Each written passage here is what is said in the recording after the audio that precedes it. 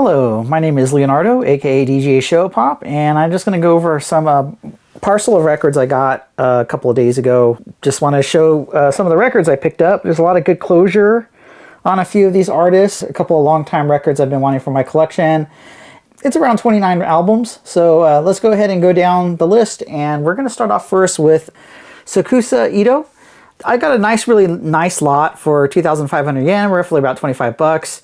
It's most of her albums. It's only missing one compilation and one album, so it was a nice lot. She was never really on my radar, except for one album, but it had two of her later albums, which, you know, the later albums tend to be harder to find, especially when you get into the late 80s. So I actually just bit it and just bought the lot, and I'm glad I did. It's really nice. It's a nice collection of albums. So first things first, this is her debut album right here. This came out October 1st, 1981 on Japan Records. Let's see. And this is her second album, Sayonara Connection. The first one was called Tsukasa. This one came out in 1982. This is an album I always see all the time, and it's always an entrancing cover for her. The logo's a little ripped on the top, but again, it was a nice lot. It's not a difficult record to find. If I want to upgrade it, it's going to cost me like 200 to 500 yen for it. So that's her second album. Third album right here is Touch. Now this is an album I see a lot, and I haven't had a chance to put the credits in on Discogs yet. But I know there's like a famous artist that wrote a lot of the music on there, because when I'm looking up them, I see this album a lot, but I can't remember what the artist is, so until I translate it, I won't be able to give some more details on it. So this one's called Touch. This one is Crescendo, and this one came out in April 25th, 1984. And the next one is Osusumi. This one came out in December 5th, 1984. And one more after this, I think. And this one right here, Yumi no Furika, June 21st, 1986. Crescendo was actually the first one on Victor Records, while the other three were on Japan Records. So she moved labels from Japan Records to Victor Records. All right. Next, we have a 12-inch that was included. I think this is the only 12-inch she had. And so this one is Nazo no Adramita. And finally, you got this nice compilation here called Tsukasa Land. And it's amazing because it has whopping 32 tracks on it, which is 8 songs on each side. It's like K-Tal level of how many songs can we put on one side of a record. And to me, that's a record. I mean, for a normal size song, usually, again, compilations or Japanese records usually have 5 songs on each side. This one has 8. And so it's K-Tal level, let's put as many songs as we can. So it's 2 records, but it has a whopping 32 tracks on it. And it also has like a Mirage cover where you can slide out the clearer part, and she kind of animates, or her position changes on it.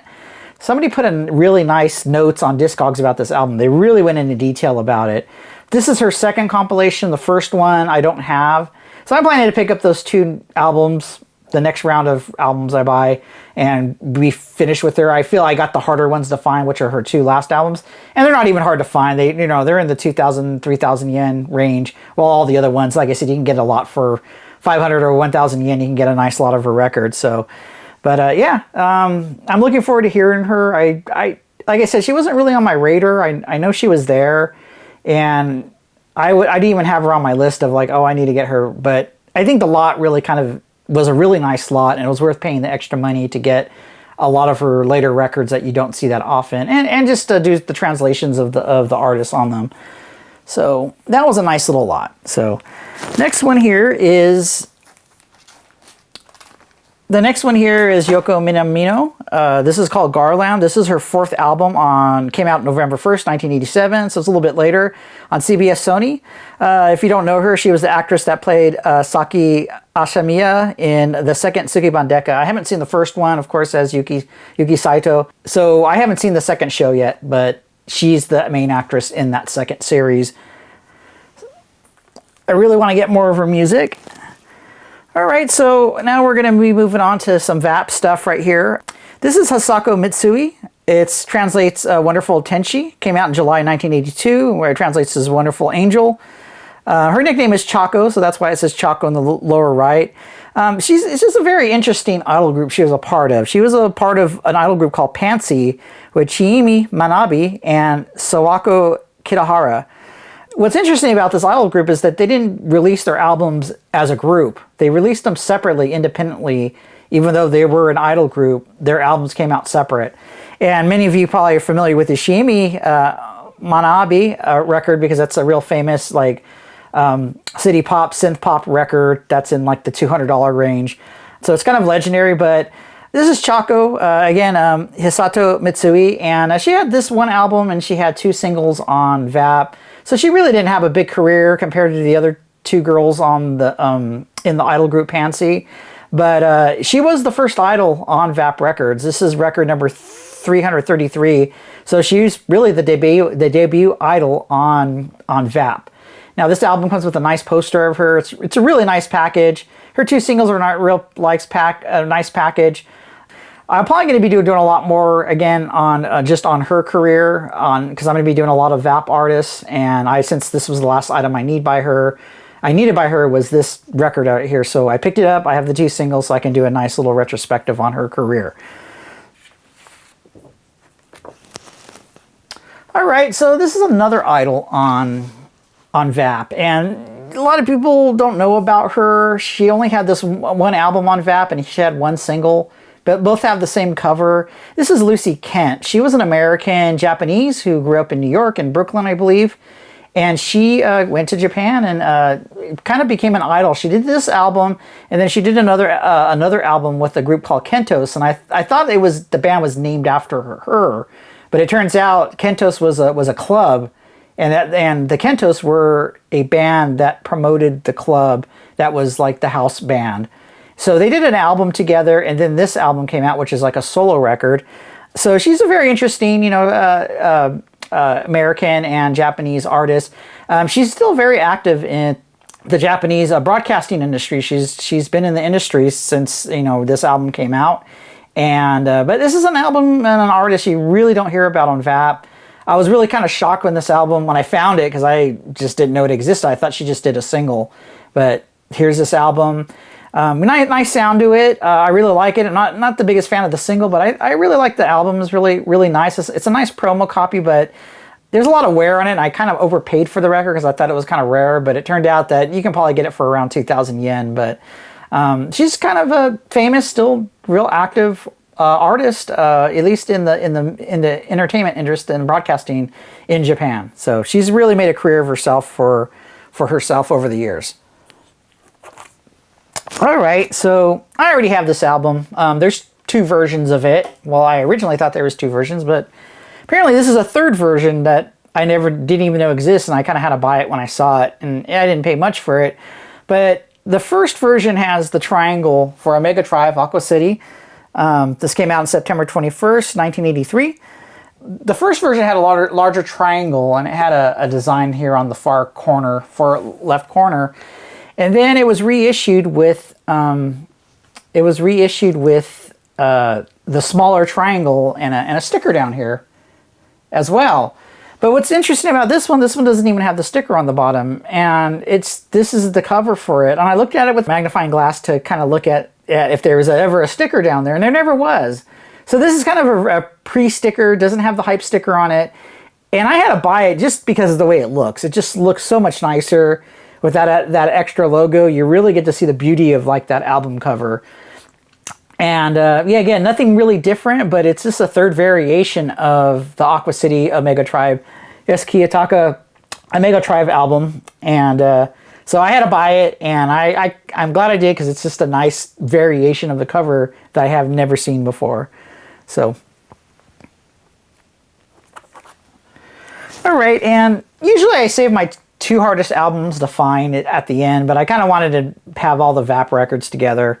I went ahead and brought this one up, and this has actually been hard on my list to find. It was the last Omega Tribe album I needed, and it's a kind of a somewhat difficult and kind of pricey record to find. And this is Be Yourself, and it is Carlos Toshiki and Omega Tribe. Came out in 1989. It's February 8th, and it's a really cool album, and I'm glad I waited for it because, I just didn't want to get on CD. I kind of just wanted to enjoy it for the first time on vinyl. And I'm glad I waited. It's a really good album. I think it's one of their best, actually, and it's nice to have it. Like I said, it's usually in the over $100, 100 or $80, and I was able to get it at a good, reasonable price below that. And it's just nice to finally have all their albums on vinyl that have been released on vinyl. So, but yeah, this is a really cool one. And like I said, it's definitely a top 1 or 2 albums that I've been wanting for my collection for a while on this group of records I just purchased. So, all right. So the next artist, of course, this is Moe Yamaguchi, and I picked up her 2 albums that I've been trying to get. Like I said, she has such a huge catalog. I'm trying to really focus it post 77, so I'm trying to do everything from 77 to 1980, which is still a huge amount of records. So I'm trying to close out some of those post 77 records. I think I need 3 more albums, and I'll have everything after 1977. So this one is called Haru Su Ogadora, CBS on Sony, February 1st, came out in 1980. Really, really good cover. And I haven't listened to it, so this is, again, I just picked it up, but I haven't really had a chance to really listen to it. But this is one of her last albums that she released before she retired. And here we have her last album right here, called This Is My Trial. Came out October 21st, 1980, and this is the end of her career right here. For a lot of reasons, of course, this is one of the ones I really had high on my list because it is her last album. So I'm really happy I finally got it. I haven't had a chance to listen to it. Great cover, and the end line of a legend, really. She did so much music in such a short amount of time, and and she took a retirement and hasn't really been back in the entertainment industry. She did write some songs for Ann Lewis. She wrote some lyrics here and there on some of her albums. So she did dabble in some songwriting after her retirement, but then finally she just kind of called it quits with it. So really happy, legendary album here, and I'm really looking forward to hearing it. Okay, so now this is one artist I'm actually coming to a close now with at least her studio albums. I'm only missing one, or at least the studio albums on vinyl. I'm missing her last album. But this one's called B Sharp, and this is Machiko Watanabe. CBS Sony, October 2nd, 1984. And it's the second to last album I need, as I said earlier. Haven't had a chance to listen to it, but yeah, this one tends to be a little bit more, I don't want to say pricey, but in the $3,000, $2,000 range between, usually around $25. And so I've just been waiting a while to just find a reasonable, nice copy at a reasonable price, and this is it. I really need to listen through her albums. Like I said, once I get everything, I'm going to do a retrospective on her as well. And so I'm very, very close to being done with all her records. All right, so here's a real interesting one. And I've discussed this before, and somebody kind of popped into one of my remarks that I meant about the independent Japanese record industry at the time in Japan. And I did get some new knowledge about that era, but the discussion started with this album right here by a group called Keep Road. And the name of the album is called Countdown. Came out in 1986. And this is an independently produced and pressed RRC record. And IRC was an independent company that pressed records for Japanese artists in Japan during the 70s and 80s. This is one of those albums. And I found him, one of the artists, one of the guys in the band. I was doing some research on some of the RCA, RVC singles. This guy popped up. And so when I was doing his research, it turns out he was from this band right here. And so he had a solo single on RCA, but the album itself was an independently released album. And even the price on it, when most albums of like this, an independent album, was maybe about 2,800 yen at the time. This is a 4,000 yen album. So it was nearly double the price of what a standard album was in Japan at the time. So when I saw this album and it was available for super cheap, at least on Yahoo Auctions, you know, it's a little bit more pricier on Discogs because it is an independent album. And I had to pick it up. I said, you know what, I'm probably never going to see this album, and it's independent, and it's a fascinating part of Japanese music industry during the 60s, 70s, and 80s about independent albums. And so I kind of just had to buy it. What's it sound like? It's like a hard rock, slightly metal. I would say they sound like Pink Cloud, the Char group, Johnny Yoshinoga and Louis Kabe. They kind of have that sound. So it's a reasonably good album. I got to listen to it again, but the songs are good. It's really cool that these guys produced an independent album, not just a single, but a full album back in the 80s. And so fascinating record. So I'm really happy I was able to finally pick up a copy right away, that I didn't have to wait and wish that one day I can hear it, because you can't hear it there's no YouTube sound clips of it online. So anyway, there it is, Keep Road. All right, so here we are with the next group of records. This is from the Discomate label. Again, I'm trying to close out some of the records I'm missing on this label. A lot of really cool stuff, and like I said, it's the more mellower side of city pop sound. This is one of the earliest albums on the label by a group called Rayla, and I've talked about them before. This is the debut album right here. I actually had another copy of it, but it didn't have the insert in it. So I needed to get another copy because I didn't know if I had a list of the musicians on it. It didn't, but at least I have the insert now. These two guys had some really good records. They just had 3 albums, probably around 6 or 7 singles. And this, like I said, one of the first albums on Discomate, and considered one of the first city pop groups. They do have a couple other singles, mentions the word city sounds, which is kind of an earlier version of what before they really started using the word city pop, they were using the words like city sounds. And so I had to get another copy of this record. So this is it. It's DSF 4001. So it's a really early record. All right. So the next record right here is Japs Gaps. This band was a funk and soul ensemble led by Hiro Sonoda. He was a drummer, and he did about 3 albums with this group. 2 albums and 1 mini album and a handful of singles.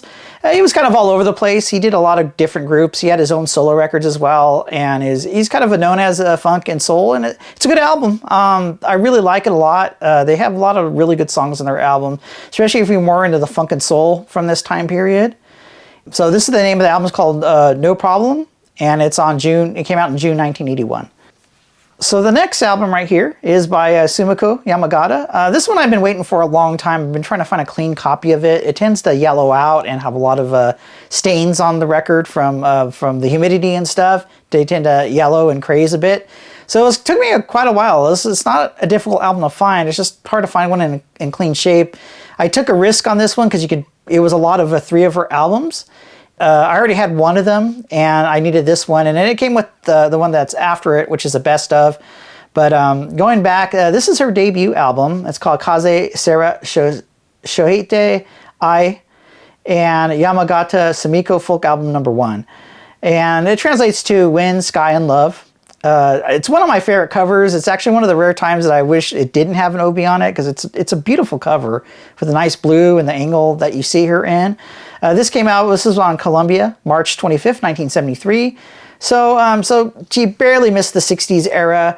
I'm not sure if she was considered college folk or new folk. College folk was just your standard folk group and sound from that time, just doing standards.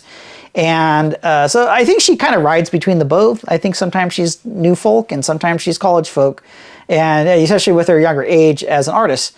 So I'm real happy to get this one. It's a nice gatefold cover, and it's one of my favorite covers, and it's a good album. I really appreciate finally getting that one. And so this was the other one that came in the lot, and this is her first solo record, Sumiko File, or her first compilation. It came out on November 25th, 1976. It's the first compilation on Blow Up, and it was a Columbia sub-label. Again, this one didn't have its Obi on it, but I got it in a lot. It's a really clean record, so I'm probably just going to hold off on maybe trying to get another one with the Obi. But again, they're not worth they don't sell for that much. They're like 500 yen records. The second one tends to go for a little bit more, and I'm meaning like, you know, 1,200 or 1,500 yen. I'm completed all her albums. I just need the second compilation, and I'll be done with all her music on 12-inch music. I'm not sure I'm going to go for her 12 or 7 inches because she has a lot of them. She squeezed a lot of music into 5 years of a career, and then after 1978, she became a vocalist session. So she does continue to sing through the 1980s on a lot of anime, backing tracks for other artists and such. So super cool lady. All right, so now we're going to get down into the RVC Corporation, Air Records, and RCA. Believe it or not, I did not have this record. Again, I tend to save compilations and 12 inches and best ofs at the end, but this is kind of more of your standard compilation. So it was just a matter of time for me to say, okay, I need to get this record. So this is Tatsuro Yamashita's Come Along, and I also have Come Along 2 behind it. This was originally released as a cassette in 1981, and it was only available as a cassette. And then when they did the second one in 1984, they decided to go back and release this on vinyl. So even though it says 1984, and I had a friend trying to find an original copy of it. The original copy was a cassette, and this was the first release of it on vinyl. And it's stellar. It's amazing. It featured album art by Izin Suzuki and DJ Maria Takeuchi and Katsuya Kobayashi both star on it. Kobayashi mostly is the main DJ voice throughout, but Maria does have a couple of a cameo as a DJ on it in English. So really cool. I'm really happy to get it. And here it is, Come Along 2.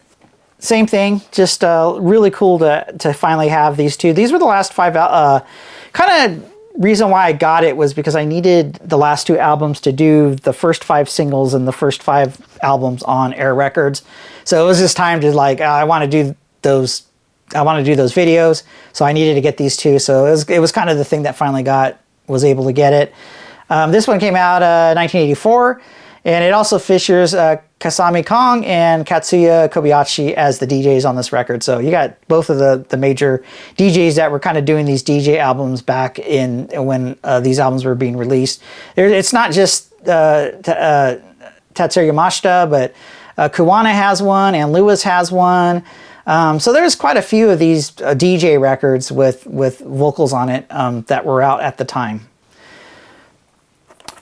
All right. And this was another, again, compilation. I hadn't had this one. I am currently working on the RHL 88 series, and I got the first 10. This was one of the ones I was missing. This is Maria Takeuchi's. This is her compilation called Viva Maria. This came out in June 5th, 1982. It's RHL 8806, so it's the sixth record on this run. This was released between her RCA and Moon Records era. And that usually tends to do if you're I notice this a lot, if an artist is done on a label, the label will release a compilation and a live album. So this one is the compilation. So it came out, like I said, before she went on Moon and after she released her last album on RVC Records. So pretty cool. It's a nice compilation. I wasn't sure what it was going to be about or if they picked good songs, but it's a really well laid out best of collection for her. Again, I think there's like 6-7 songs on each side, so it's a little loaded as well for compilations. All right, so when RVC Corporation was like the overall label record company that was running RCA at the time. Started roughly around 1970. It was between RCA Records, United States, and the Victor Company of Japan. They created this label company. I'm not sure. I have my thoughts on it. And when it first started, it was just mostly American artists for the first 5 years. So it was roughly 1970 when it started. 1976 is when you have the first Japanese artists on RVC. Now, RCA had a lot of Japanese artists before, But under the RVC label, they did not until 1976, which is the Yoshida, her debut album on RCA. And so this is the RVH-8000 series, and this was the first run. There were 16 records, albums on this. I'm about 3 short of getting them all. And in this run, I was able to get like a good chunk of them. And I was really happy because they just all kind of came up at reasonable prices. I was able to get it, because some of these you just don't see them pop up. So this was the first one right here. This is RVC 8002, so it's the second record. Kind of, I also like to say this is like kind of like a proto city pop. It's not quite city pop, it's like crossover. You hear a little bit of city pop, but it's not in your face yet, but it's also some new music, but it's kind of like moving out of new music. So there's this, it's like a nice crossover era between 1975 and 76. And I'm really looking forward to hearing these, because every one that I have is really great and really unique and has a really great sound and just real powerful. And so these are tended to be more difficult to find. That's why it's kind of late for me to collect them, because I just haven't been able to find them or even identify them. There's 2 of the albums I haven't been, or 3 that I have not been able to figure out what album is there. So hopefully one day they pop up, and eventually do. So this is Kabuto Mushi. Number 2, Koromogagi, Change of Clothes. They're a folk duo, Kazuo Matsu and Tatsuro Kazuzaki. Later, Tatsuro wrote songs for Kei Ishiguro, so she does, one of the guys ended up writing some songs. Kei was on RVC, so RCA as well. That's probably why there is a connection between them. I haven't heard the record yet, but I love the cover. It really has that earthy feel from the mid-60s or the mid-70s that a lot of these albums came out. Like I said, this series goes from 75 to 76, and then you go on to the next one after that. So that. This is 8003, RVH 8003. So this is the third record. This is Miki Katsuhiko. He later on, he was like a child actor and later became a singer in the 60s. And so he had a long career. I think he started in the early 60s, and, you know, always with the suits and the ties, and just a cool guy. And I've really grown to like him a lot, especially with this album and the other album, Miki, which is on the second series. I've talked about that album before, but this album is so good.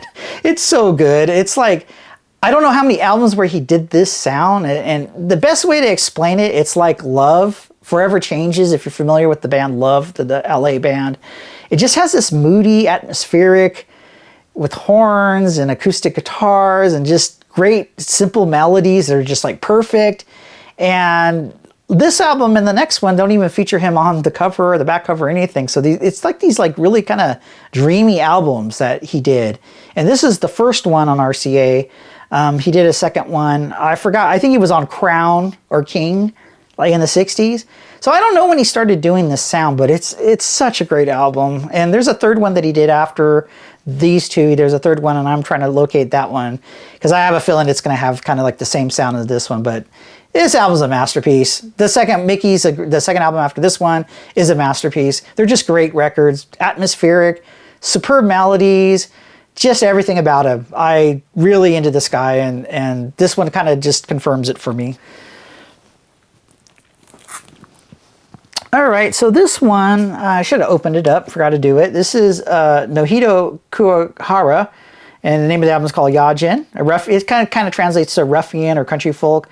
Again, kind of folk rock, new music. I do have one of his other albums. I haven't listened to this one, but this is the promo edition, and I just happen to be really lucky to get it because it opens up in a folder. It has the album inside of it with some promotional material. Generally, I don't care if the stickers are on the album in the corner or something. This is one of the rare times that I wish this thing didn't have that sticker on the front because it's such a great looking cover. But let me open it up for you real quick because I forgot to open it up. And I didn't even pay much for this one again, but so here it is. And then it has the album inside. It opens up, it has some promo material. It has this image, and then there's the album right there in the back here. So that's the album right there. So this album gets has a nice promo thing to it. It has the OB. You can see the OB on the corner. Again, this is RVH8010. This is from the same series. This is the 10th album. And so I'm really happy to get this because it's just a really cool package that I was kind of unexpected. I didn't expect it was going to be this cool with a lot of stuff. This is really the first promo package I have ever gotten from an artist. And I didn't pay very much for the record, so it's really cool that I was able to get this promo version of it as opposed to just the album that you see behind it inside the envelope. I don't know if they did this to all the artists on RVC or RCA at this time, but generally speaking, this is a nice little collection of for him, and I'm really looking forward to hearing it because, like I said, this is the Singer-Songwriter series. They put a lot of effort into these 16 albums from this time period. They're all good, and I haven't heard a bum one yet, and there's 3 more I need to get, and there's 3 that I have never been able to identify at this moment. So anyway, so super cool collection. I'm really happy to get this one in this way. So let me put it away here. All right.